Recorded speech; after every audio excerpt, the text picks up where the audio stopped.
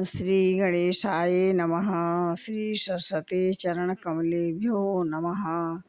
श्री गुरु चरण कमलेभ्यो नमः। ओम हनुमते नमः।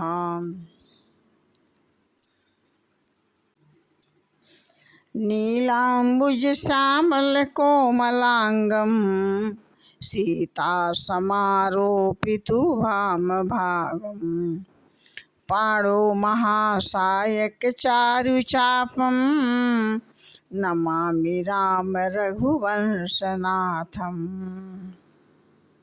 पहले यह मन काग था करता था जीव घात, अब तो मन हंसा भया मोती चुग चुग खात।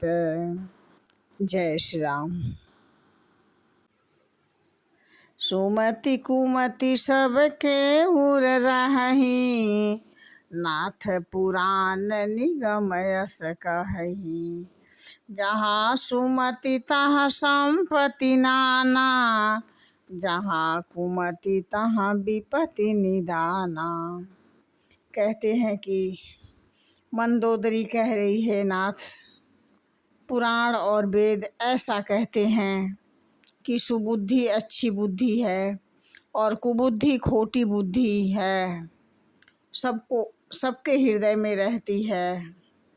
जहाँ सुबुद्धि है वहाँ अनेक प्रकार के संपदाएं सुख की स्थिति रहती है, और जहाँ कुबुद्धि रहती है वहाँ परिणाम में विपत्ति एवं अनेक प्रकार के दुखों का विपत्तियों का सामना करना पड़ता है। इस प्रकार से तब उर कुमति बसी विपरीता, हित अनहित मान हुरी पुप्रीता। काल राति निश्चर कुल केरी, तेहि सीता पर प्रीत घनेरी। कहती है मंदोदरी कि आपकी बुद्धि उल्टी हो गई है, इसी वजह से हित को अनहित और शत्रु को मित्र मान रहे हो। जो राक्षस कुल के लिए काल रात्रि के समान है, उन सीता पर आपकी बहुत प्रीत है। बुद्ध पुराण श्रुति सम्मत बानी, कही विभीषण नीति बखानी। सुनत दशानन उठा रिसाई, खल तो ही निकट मृत्यु अब आई। विभीषण ने पंडितों और वेदों के द्वारा सम्मत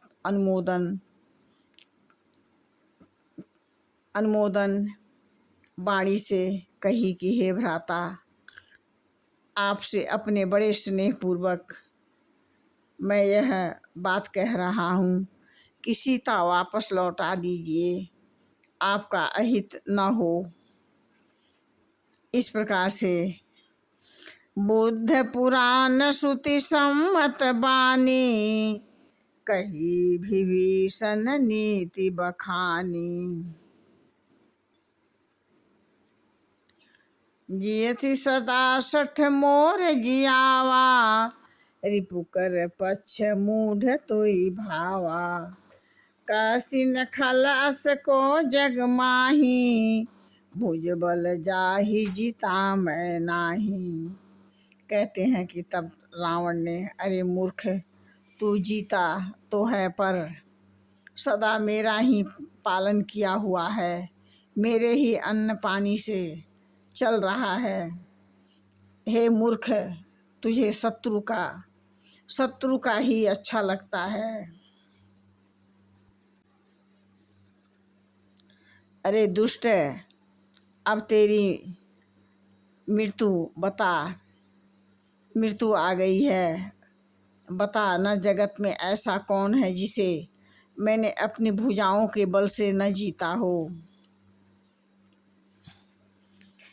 मम पुर बसी तपस्विन पर प्रीति, 60 मिल जाई तिनहु कही नीति।